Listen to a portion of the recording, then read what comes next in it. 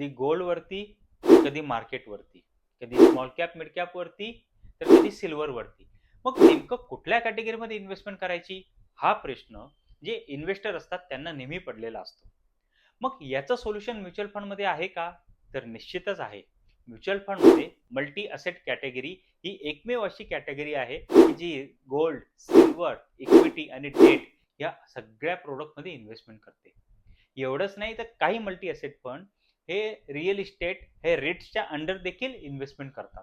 So तुम्हाला जर असं वाटत असेल की मला या सगळ्या कॅटेगरीमध्ये इन्व्हेस्टमेंट करणारा एखादा फंड पाहिजे असेल, तुम्ही मल्टी असेट कॅटेगरीचा निश्चितच विचार करू शकता. ही कॅटेगरी एफडी पेक्षा जास्त रिटर्न्स तर बनवून देऊ शकतेच, पण याच्यामध्ये व्हॉलॅटिलिटी देखील इक्विटी पेक्षा कमी आहे.